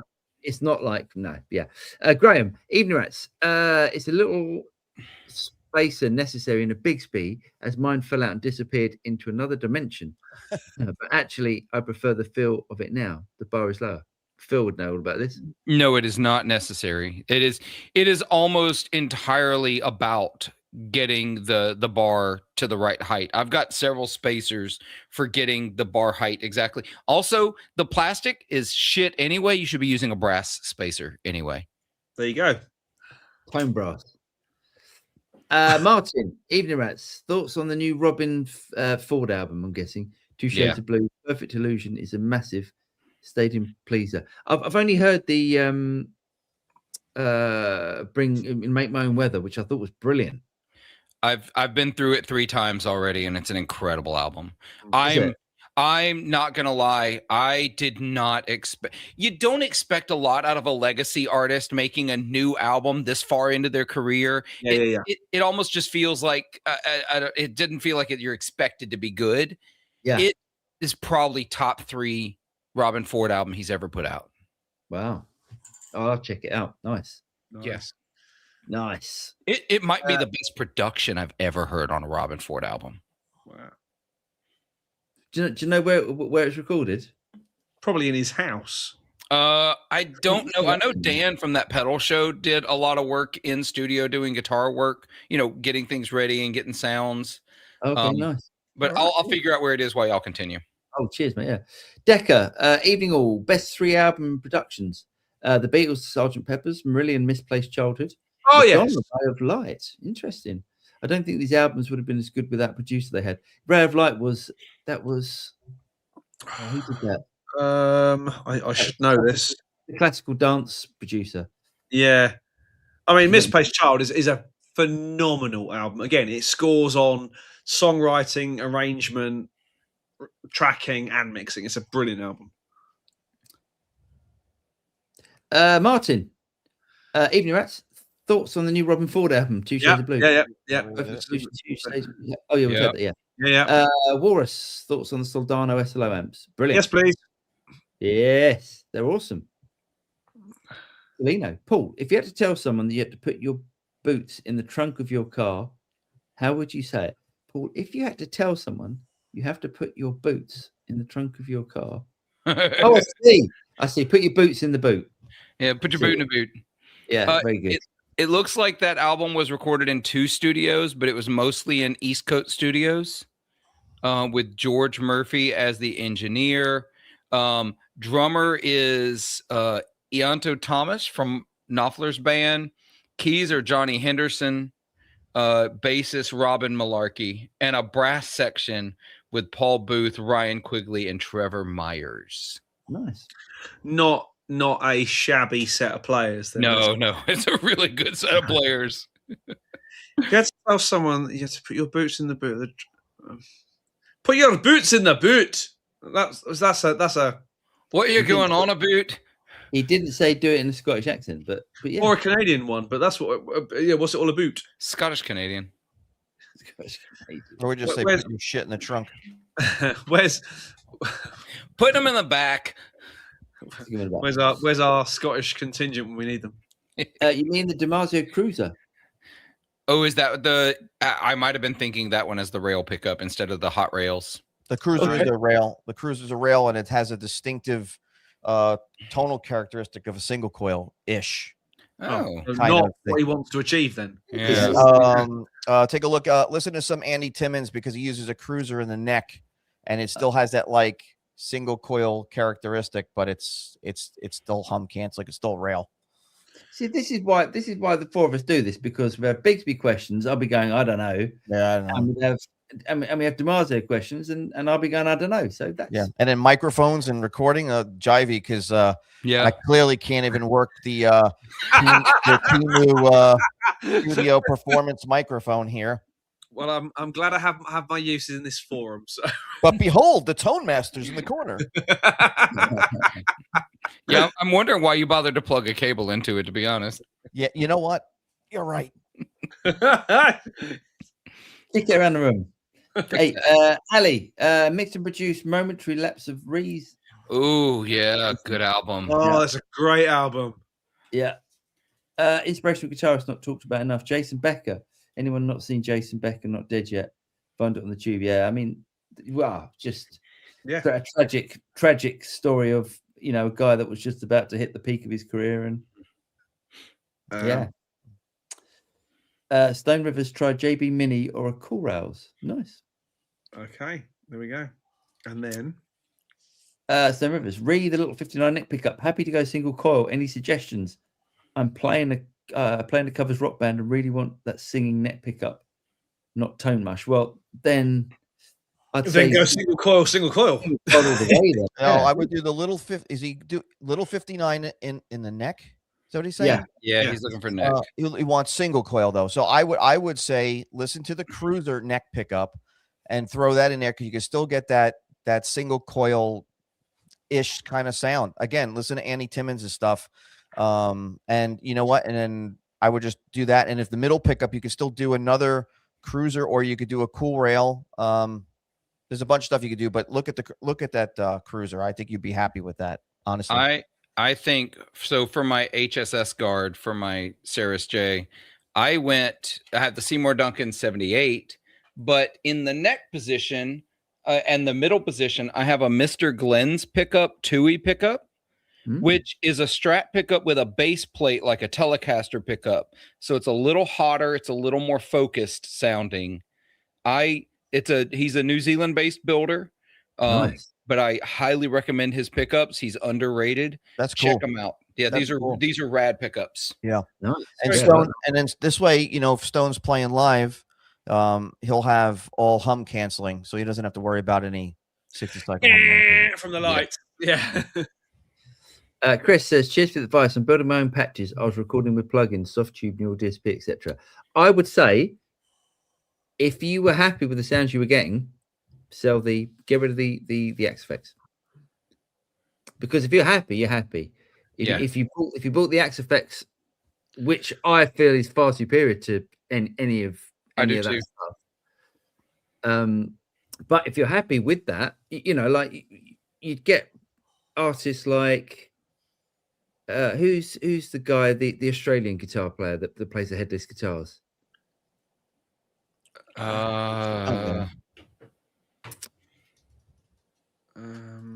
Plays the Strandbergs. Oh, you're talking about Pliny. Pliny. He's Australian? Yeah. No, isn't he? Yes, he is. I thought he was Canadian. No, he's Australian. Ah, he's Australian. He's Australian. It's all the same. Canadians, Australians. Aren't they just the Canadians that got arrested? Isn't that how that works? Yeah, they're all criminals shipped out of England anyway. So yeah, I'd also say if you like the neural DSP stuff, maybe the Quad Cortex was more your thing. I love the Quad Cortex. I am so pleased with it, and I'm just recording right into my little Mac Mini. Not that my stuff is earth-shatteringly mastered or anything. I'm just saying I'm very happy with it. Yeah, there you go. It's good stuff. I mean, as you'll all hear. Well, hopefully, if you'll watch the video, you'll hear on Friday. I've been doing some recording with some stuff that costs significantly less than all of that stuff, and I think it sounds pretty good. But you know, I think we should also say that you know, Chris has spent a lot of money on a piece of gear that is technically it's the best. It's the best bunch. It is the best. My FM3, because I'm not demanding with what I need, as in, you know, I am amp, speaker, some stuff in the front, some stuff in the back. I'm not into this kind of 19 different outputs and routings and stuff like that. Can you click on the next comment, because I think this conversation will continue into it, so we can hit that one. Chelino, just save me some money. I was going to get an Axe-Fx. It shouldn't take days to dial anything on an amp. It shouldn't. You're right. But here's the thing. I think the end result is worth it. I think end result is better than on a lot of other platforms. And also, I could, if I wanted to and didn't want to learn this system properly, I could just go grab an amp from one of the patches that already made that I love, copy the settings over, and then build from there. But I'm doing it because I want to understand more about how to dial in the sounds. It doesn't actually take days if all you want to do is get playing. Yeah. And I think there is an argument for, you know, keep it simple, stupid. Yeah. Cable in, amp, speaker, cable out into, because that's how we're used to it being. Then you think, oh, I could do with a front end boost. I'll drag a boost block in. Oh, I could do with some reverb, some delay, some modulation. That's, for me, that's pretty much my entire setup. That's as complicated as it is. Can we go to the next question as well, because it's still going on? It says, my Blackstar HT stage is the best tone I've ever had. See, that's I think possibly we're looking at you've gone from the Axe-Fx 3 is designed for people that are either touring, 2 need a lot of ins and outs, 3 the best tones. Possibly, you know, if you're used to using the soft tube neural DSP sort of stuff, much simpler, as in processing. You know, it's not using anything like the FM3 would have easily done. The AM4 would have done you. What I mean, I don't want to sort of discourage Chris also from what he's bought, because he's obviously spent a lot of money. You know, rest assured, you bought the best thing that you can possibly buy. Whether you need that, you're also saying the Blackstar HT stage is the best tone you've ever had. You see, it's all relevant. See, that to me wouldn't be the best tone that I've ever had, but you playing to it, that's the best tone you've ever had. So that's really suits your style of playing. Yeah. So here's the thing: the Blackstar setting that you said is the best you've ever had. So let's just say it was set up as a Marshall JCM 800. Let's just say. So where I would start is I would say, right, well, I'm going to use the Marshall JCM 800 amp patch from the Fractal, from the Axe-Fx. I'll start with that because I know if I like it in the Blackstar, I'm probably going to like it in the Fractal. So what cab was I running into in the Blackstar? Oh, a 4x12. Well, let's find a Marshall style 4x12. Build. The main difference you're going to find is it's the tweakability. The Blackstar is going to say, right, here is an amp. Here's some settings. Here's my reverb. The stage that the Blackstar's an amp. It's a valve amp. Yes, but it's going to give you, it's going to give you a certain number of tweaks. Whereas the difference is with the stuff like any of the Fractal stuff, you've probably got 1,000 tweakability parameters for every single effect option, for every single amp. It's tweakability, and it's just knowing how to dial it in. I guarantee you will get the best sound you have ever played through the Axe-Fx. It's just dialing it in takes a bit longer. And Paul and I will both agree on this. For God's sake, don't try and do it on the unit. Hook it up to your Mac or PC and use Axe Edit. Right. Yeah. And that brings me up to my take on it too, because guys, what did it take me over a year just everybody watching every week of me making a decision whether I was going to get an Axe FX or the Quad Cortex, right? Because I was scared of the Axe FX and still am, right? But not to discourage you, Chris, but I went with the Quad Cortex because I know myself. I know what I'm able to comprehend, what I feel more comfortable with. And I think the interface of watching hundreds of hours of video footage of demos, I went, you know what? I think I could digest the Quad Cortex better for me. And so I made my decision. And whether it was the right decision or not, I don't know, because I know that the Axe FX is probably the delays and reverbs are way superior. And that's what I love the most. But I just had to go, what do I feel more comfortable with? And I would say the same thing to you. What are you most comfortable with to make music? It shouldn't be a chore and it shouldn't discourage you. So if you're not going to sit down and learn that and it's going to discourage you, sell it, get rid of it, get it out of your hands, move on to something else. But like the guys are saying, if just take a little time to work out the details with it, you might find that it's probably the best thing you've ever owned and you really love it. So It's all upon the person. Yeah. Well done. That's well said, Vin. Yes, the Epiphone headstocks, Flying V, Explorer, Firebird, proper Gibson style, but Les Paul ES, SG, and RD Epiphone style headstock. At that time, they just made them open book Gibson style. Same company after all. Yeah, I agree. I think it's like, I feel the same way. I mean, I look at Epiphone headstocks the same way as I look at Heritage headstocks. It's just they're a little better now, and they do use the open book on some things now. I had it on the one that I had. Yeah, they just need to do it. And I understand the reasoning back in the day to keep them separate, because Epiphone had a heritage around their headstock as well. It's not like Gibson made it to be slightly different or weird. There was a history to it, but that history's long in the past. You know, that's gone. Yeah, let's just say aesthetically, it just doesn't have a good look. No, it doesn't. No, it doesn't, does it? No. And yet, when I bought the thing as a 14-year-old, I thought my Epiphone Sheraton was the greatest guitar on God's green earth. Sheraton, I don't think, should change the headstock, because that is the headstock that was always on the Sheraton before Gibson owned them.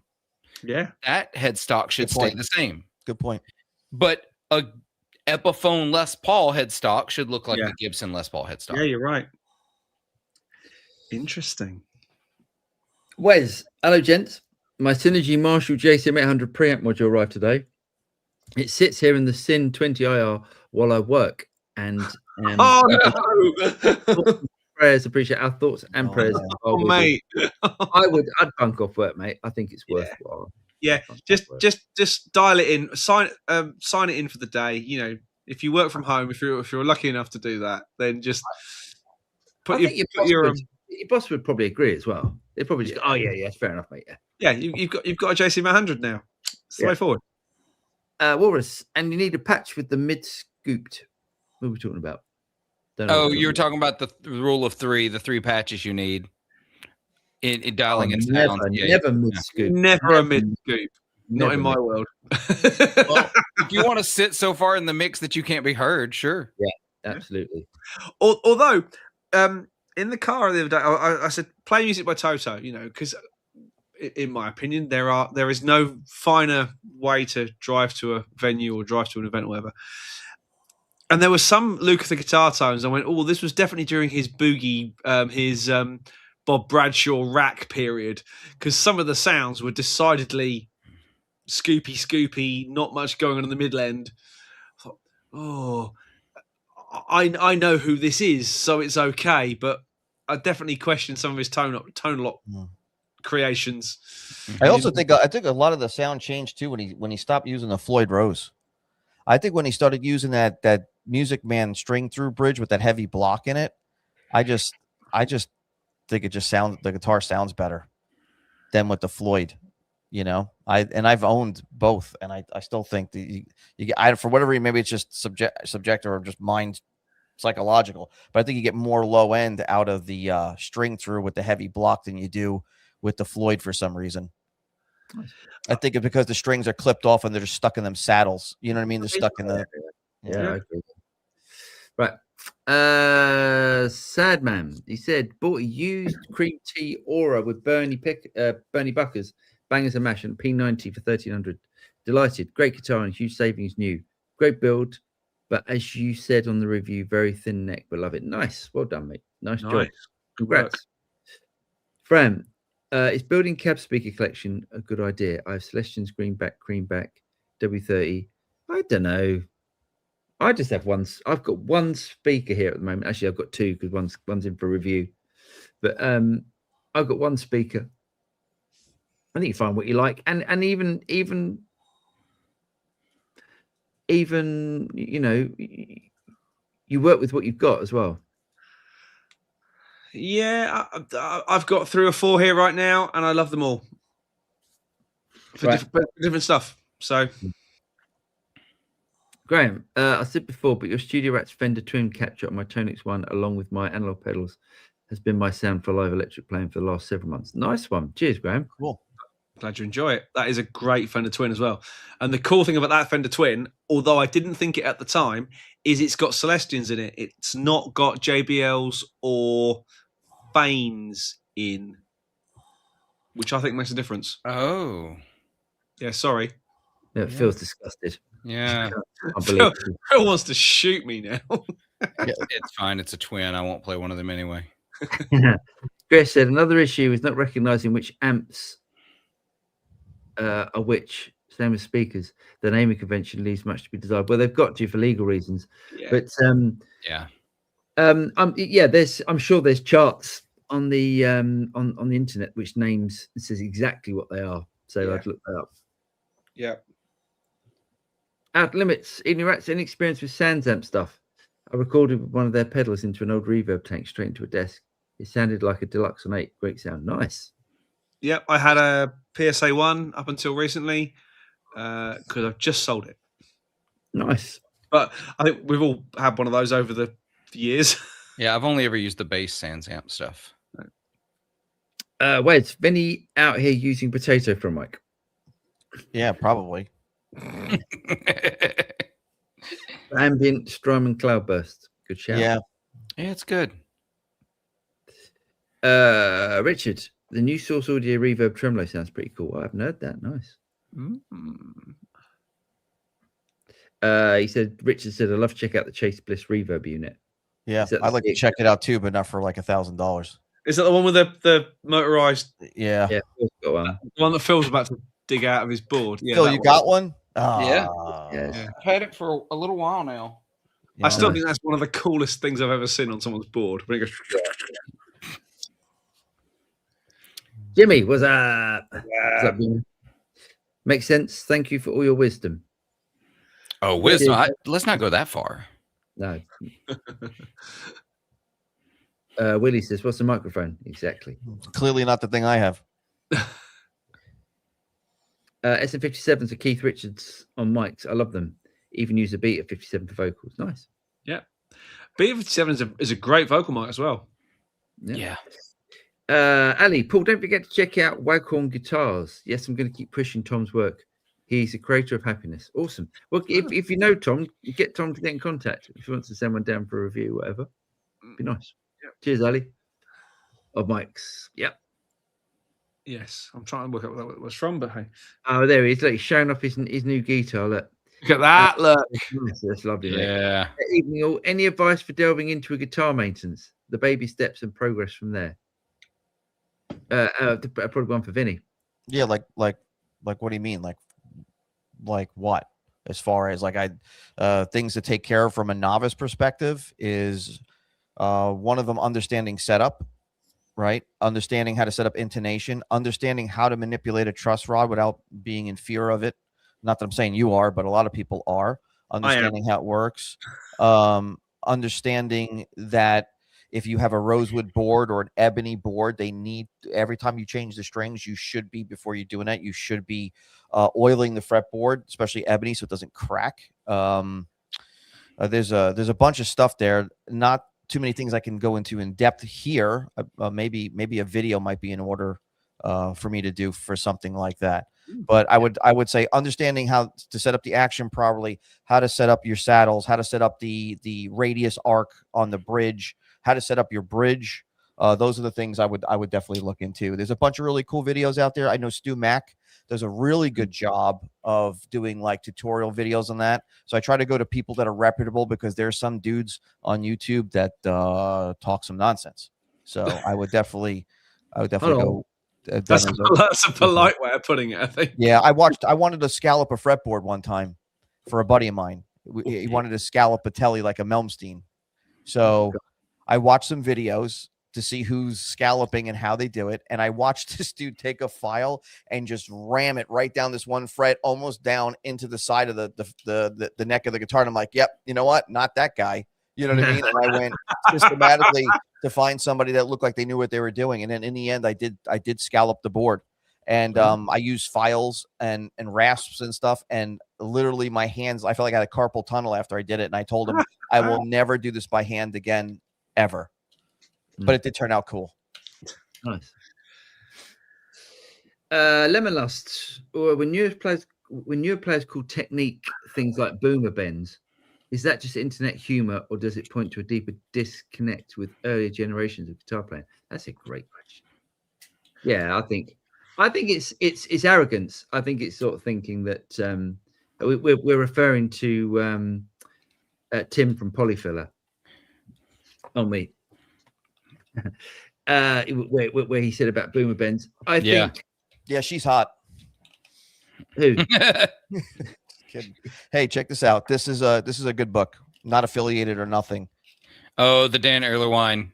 Yeah, How to Make Your Electric Guitar Play Great. No, so I don't know who said that earlier comment, but check this book out. It's not that expensive. Grab it. I think you'll learn a lot from this book. Oh, great. Nice one, Vinnie.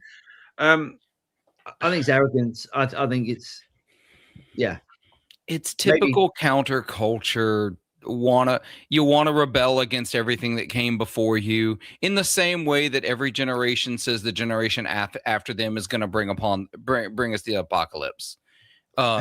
It happens every single time.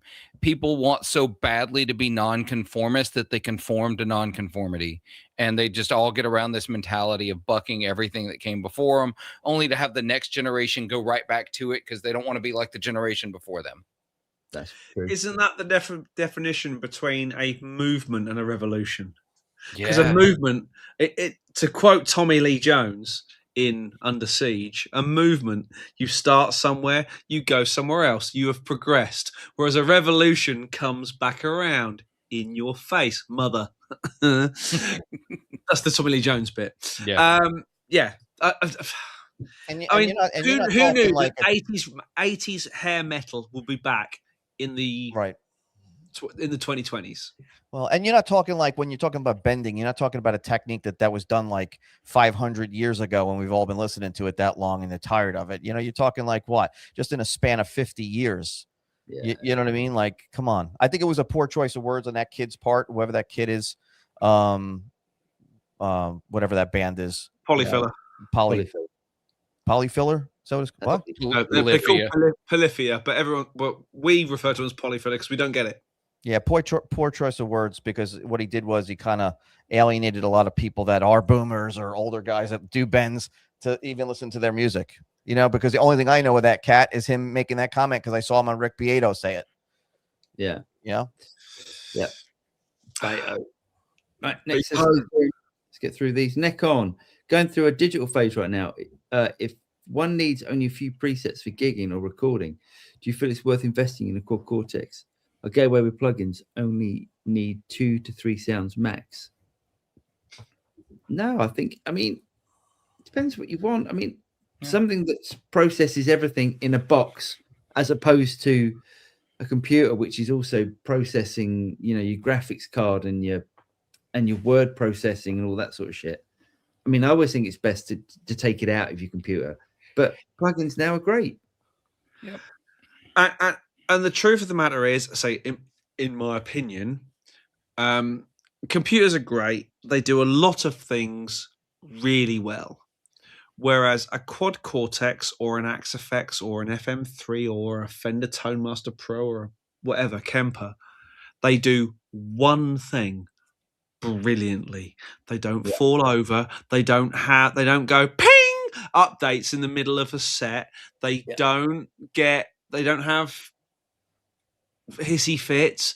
They just do their thing. Yep. So while I've run Pro Tools live for backing tracks at gigs and lost years of my life while trying to play drums and do stuff, I'd much rather use a hardware unit like the B-Beat. I'd much rather use an FM3 or an Axe-FX for running my guitar sounds rather than try and answer my emails at the same time using a laptop. And I think no matter what you buy or what you have, you're going to find just like with your 2 or 3 sounds max, you're going to have 2 or 3 sounds or patches max in your unit that you really, really like, and you're just going to use those, because that's what I'm doing now. It doesn't. It's just the way it is. Yeah. He said, no, that's £500 per sound. Oh, I see. Oh, for the Core Cortex. Yeah. Yeah, that's true. But if you use those 3 sounds for a year's worth of gigs, how much is your spine worth? A deluxe reverb reissue is $1,900, and it has 1 sound. Yeah, that's true. Yeah, there you go. Ben, cheers, gents. Been out on a limb and bought a used old tech John Lynn Adrenaline 3. Goodbye, jump. Wow. I remember those came out. It's got 1 sound. What's that 1 sound? Is that the thing? John Mayer sound. It's the John. Slow dance. Not slow dancing. It's I don't trust myself with loving you from the Continuum album. Yeah, I mean, I wouldn't say it's old junk, but it's good for that sound that John Mayer's. You can't blame the other song on. It does an awful lot of other stuff that nobody ever talks about, because if it was good, everybody would talk about it. Yeah. I mean, what was it Dave Stewart of the Eurythmics said of every keyboard ever? Every keyboard has, but be it a Casio Porta sound thing with mini keys or a Synclavier, they all have a sound that will work for one song. Mm-hmm. You've just got to find that one song. Right, we need to get through these. Yes. I know. Okay, pretty sure it's Adam Halsen. There we go. There you go. Paul Halsen. Funky bass. It's funny to bass player when you can't hear anything on the stage, and then at the end of the long next comment, narrow club, the promoter's losing his mind. Yeah. True. That's physics for you. Yeah, that's physics. Jerry, synergy is interesting, but if already have amp plus effects loop, the Kingsley preamps are fantastic. Just got his Troubadour Tweed and Constable Plex preamps, absolute killer. But what Phyllis Kingsley's? I've never tried Kingsley's, but I don't have any of his preamps. I have his tube boost, and I have the Page, the tremolo, the bias tremolo. It's the only actual tube bias tremolo I know. Oh, nice. Nice. On the physics, perhaps, just go away when you ignore it. Willie the Walrus. Yeah. Did James Woody come out with the funny thing about physics? The stream has changed over the years. Yeah, the funny thing about physics. Funky bass. HMRC goes through a chain of shell companies in the Cayman Islands to find the studio at its ownership. I wish it was worth investing. Yeah, wish it was worth having money. It doesn't earn that much. Rack Revival for the news. The SBMM's Music Man Luke have finally been released. Oh. But every main EU dealer says wait several months. So I don't really know what to believe. Are you guys going to demo it? I mean, we don't really demo stuff for Music Man. What's SB? I think he meant EB. Yeah. Oh, okay. Or I'd love to get some Music Man gear in, but they don't talk to us. Or is he talking about a Sterling version? I was just thinking that he might mean Sterling. Yeah, maybe. Yeah. No, then I doubt it very much. I doubt it. Steely Dan, do it again. Doesn't sound that much like their other songs to my ears. It's true. Yeah. Wonderful doesn't sound like other Oasis song. I totally agree with that one, because over in the US, Oasis wasn't what it was over there, and when I finally did listen to Oasis, Wonderwall's the outlier. Ben, I'm not a big Rush fan, but Working sits atop my list. It's a banger. Don't know much Russian. Working men. Working man. Yeah. Yeah. Rap Revival. In the Netherlands around Christmas time, we have a top 2000 where every other year the number one switches between Hotel California and Bohemian Rhapsody. Basically, does the UK, USA have that too? No. We have one of our better radio stations does a top 100 around about the bank holiday weekend before Easter, and they do like a top 100 rundown. And yeah, it's usually Hotel California, Ziggy Stardust, Bo Rap are all in the top 5. Just to kind of tell you where we're at, like over here, like I had a conversation with a coworker. She's probably in her late 30s, and the subject of Queen came up, and she's like, "Who?" And I'm like, I go, "The band Queen." And she says, "Oh, I never heard of them." She's like, "Do they have any hits?" Amazing. No, I'm just like, never nothing mind. you'd have heard of. Never mind. Torioni says, should I buy a Fractal XFX3 if you need all the IOs and the processing power? Then yes. If you don't, then no. Yep. Rap Revival. I mean, like the main radio top 2000 songs, but there are TV shows around it too. Wow. Yeah, we don't have anything like that I'm aware of. Grumpy Paul trying to get through the chat. No, I'm in pain, and yeah, so I might be being a little bit grumpy, but Are you in pain over the physics stuff that they were talking about? Or yeah, is that what you mean? That as well, yeah. Sciatica and physics is Now, is that Sci-Physica or physics? There we Physatica? go. Do you mean that you're having sciatica issues? Is that what you're saying? Yeah. Oh, yeah. I have a pinched sciatic nerve. It's bad. I've had it for years from a car Really? crash. Yeah. Oh, shit. Blind Man Gaza, he said, I recently read that Supro bought Pigtronics. What do you think of this? Both brands seems to not be that popular. I actually love both of these brands. I've got a few pedals of each, and they are great.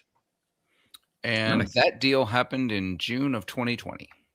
Oh, wow. Ages ago. Okay. Yeah. Man, you're fast, Phil. Phil was already looking it up before the guy posted the question. I knew it was a while ago, so I just wanted to go ahead and have the date. So, Rat Revival, are you guys going to watch the Michael movie? Interested, excited for it? Hell yes. So if it comes on Netflix, it'll be on. It's a Netflix film. It'll be on Netflix. Oh so yeah, I will. This got shared in a chat that I'm in, and so I'm just going to read this because literally they did it today. Michael debuts with a 27% on Rotten Tomatoes. And the comment is, what? A biopic where the subject's family has full control over production is bad? That's so shocking. Oh, no. I didn't realize I'll that. still watch it because the music will be great. Yeah, you hope. Yeah. Oh, what a shame. Yeah. They might not have the licenses for the music, so it's going to be in like Muzak form. Yeah, because he sold off the rights to the music. He doesn't own the rights to his music anymore. I love that you guys got that joke because I used a Muzak joke one time and they were like, "What's that?" And I'm like, "Oh, man." It's like I had to ask Paul McCartney to put the Michael Jackson songs in.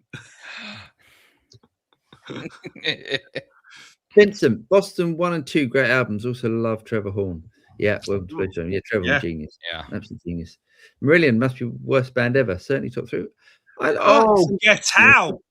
Get out! Wow. There's some Marillion, which is quite hard to listen to, but no, I think great band. Let me introduce you to Yoko Ono. Yeah. Have you heard the Engine de Patron with Yoko Ono? Unfortunately, I have been blessed with listening to that track. It's brilliant. Yeah. Plenty. Yeah.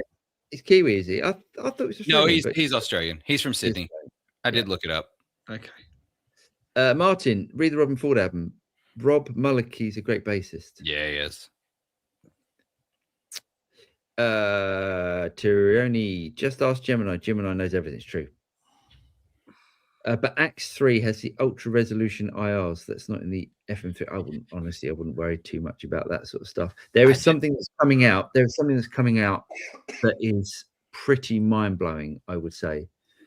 But it's going to be software based. It's going to be pretty mind blowing. But we'll talk about that when it comes out. When the review is out. Funky Bass, in tomorrow's Daily Star, Jivey likes some stuff in the front and some stuff in the back. Some stuff in the front and stuff in the back. That's really yes, well done, Funky Bass. William Orbit, yes, thank you. Well yeah, thank you.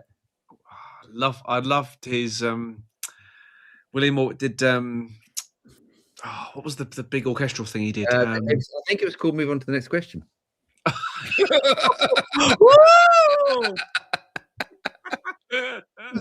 The lad bottom right can talk. Hi, Matic. New here? Not if we just shut him up. So that comes in handy when you own a podcast. Yeah, right. Right. Or I comment a little bit later. It'd be a lot weirder if I was here and didn't. Just stare. I'll just. Are the ultra resolution IR significantly better? To be honest, I don't even think I use them in the XFX 3. I use the Dynacabs. Is that what those are? I think that is the Dynacabs. Okay, I use the Dynacabs. Funky. If a casino has stock, has to stay if no stock. Agree. Yeah. Agree. Jivey, which Toto songs did you find Scoopy? Oh, and moving on. No, I'm kidding. moving on. Yeah, I'll have a bloody hell. XFX is better and soon updates. Yeah, the XFX is great. It's great. Yeah. Really. And you can skip me. And then Yeah. Rat Revival. Which loop tones do you guys like best? Early Rivera stuff, Mezza modded Marshall stuff, x88 here, Puffy or Bogner. I don't like the newer stuff, to be honest. I like Kingdom of Desire. Whatever we played on that was an awesome album. That's my favorite Toto album. Yeah, whatever that was. I'm with you on that. I liked the Tambu era, which was the first one Simon Phillips did, because that all felt like proper old school Toto, which was all Marshalls, as in old school Plexi Marshalls. I don't know what he used on that album, but it sounds phenomenal. Jivey, you kind of look like a Simon Phillips stunt double, actually. Mate, I have a picture of me standing next to Simon Phillips at my first NAMM show, where the bloke, Simon Phillips, one of his mates, said, "Me, you could have been separated at birth." That album, Kingdom of Desire, is the CAE era. Kingdom of Desire, is that what you're saying? Yeah. That was the CAE. Yeah, there we go. That's it. But Luke's never played a bad sound ever because of these. Al, he said, just popping in very quick, say, hey up, you can't hang about as it's currently traveling back to the better part of the UK. What? The north. He's so misguided. What's up, Al? One day he'll learn. One day he definitely will learn. Funky Bass, remember those Expert Village videos from 20 years ago? We used to call it Idiot Village. I don't remember Expert Village. I don't know what that is. Do you guys remember a show in the 80s that was in England called Rock School? Yes, I loved Rock School. I had one of their VHS tapes. Deirdre Cartwright. Yeah. Jeff. Oh. Nicholas was the drummer. Henry Thomas was the bass player. Henry Thomas. Yeah. And I remember her explaining different effects, like boss pedals and stuff, and showing them what they do. They were amazing. And there was a little intro of Gary Moore, and then they did like a demo of Dave Murray from Iron Maiden, like how to play like that and stuff. It was so cool. Oh, awesome. That was my music lessons for years through school.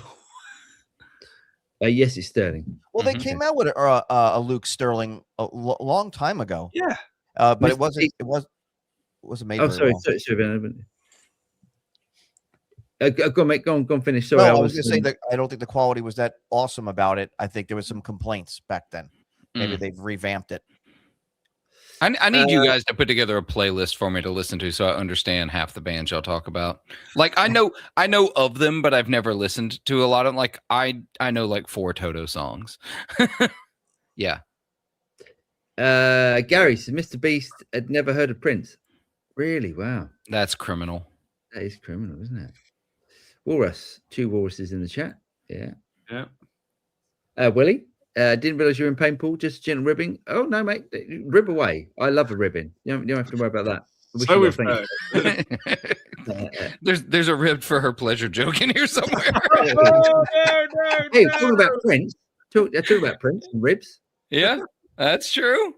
Wait, Yeah. no, wait, isn't that Marilyn Manson? It was allegedly. It wasn't. I don't know.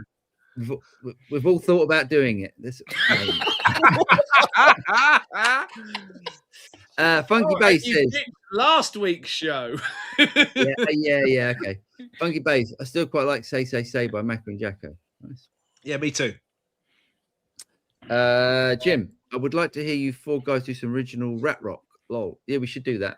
There's a plan. There is a plan. Yeah, that'd be cool. I want to play the accordion. Phil's playing violin. There we go. Since Paul is enjoying these questions so much, I'm going to throw in a random question. Favorite, least favorite soup. Oh, dear I Lord. think we've done that. Yeah. Yes. There was an uproar over that. Yeah, there were. Michael from Big Eric. Hello, mate. Hope you're well, sir. Oh, you've lost him. There he goes. Nice Kingdom Desire CAE preamp through VHD. Yeah, that's what I found. Tambu was also CAE, but sounded totally different. Yeah. I love that channel. He's awesome. Yeah, me too. And Michael, anytime you want to come on the channel on the show, you are more than welcome. Yeah, I think Mike cost me a lot of money. Every time I see him play, I'm like, damn it, I have to get one of those things. He's also on a video with us at NAM 25, where Paul and I were struggling to dial in a Mesa Boogie C+++++++. And he goes, I know what you do that. And he goes, yeah, and we went, there it is.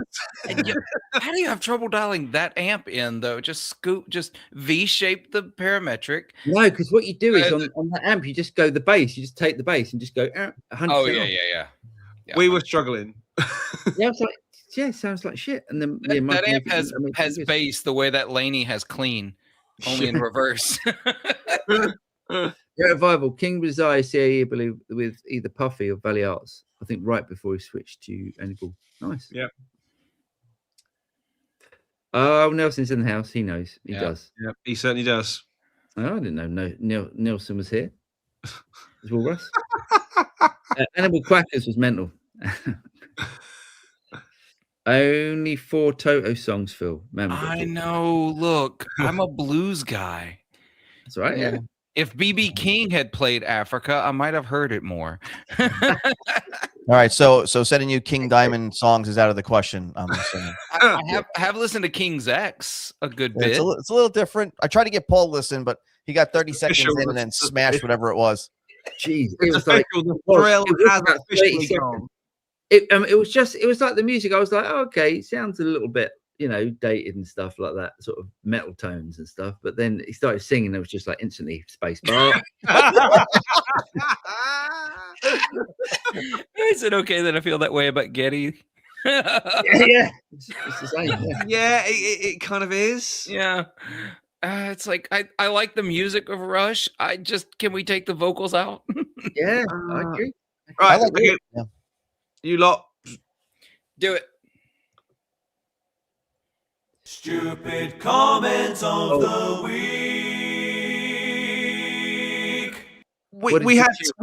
We had 2, and I'm really sorry, but in the 21st century that we now live in, this is definitely a stupid comment. New proxy capture stadiums, everything. He said, "Do you have these for selling pounds? Do you accept US dollars?" Oh, okay. No, just pounds. Misguided, baby. You're whichever platform you choose to pay in will just do it. It just does. Suck does up for the price of the captures. Just suck up the 3.5 cents worth of conversion, and that's why that was Stupid comment of the week. Okay. Funky Bass is a good point here. Recently watched Man on the Run doc. I think it's probably the 4th or 5th Paul McCartney documentary I've watched on streaming. It was good, but a bit overload. Nice. Yeah, and lastly, but no means least, Vinny, have you heard about Lex Legion? Yes, I watched it when it was released. So it's the guys that all played on the them King Diamond album, and they're all back together playing without King Diamond singing. Of course, it's a separate project, but I might be into this. It's Pete Black and Andy LaRock on guitar, and they're just like, it's like 30 years later and these guys haven't missed a beat, man. They're like, it sounds killer. Look it up, Lex Legion. Yeah, it's cool. Nice. So one for everyone to avoid, other than Paul, because he's going to literally put that straight into Spotify now and have a good old listen. Mm-hmm. Thank you for joining us this evening. We have a plan, sort of, sometimes, but we never quite know how this is going to go. So thank you for joining in the fun. Thanks to our loyal tribe of Rat fans for making this show have any kind of reason every week. Rat pack, as you were. The Rat Pack, so to speak. It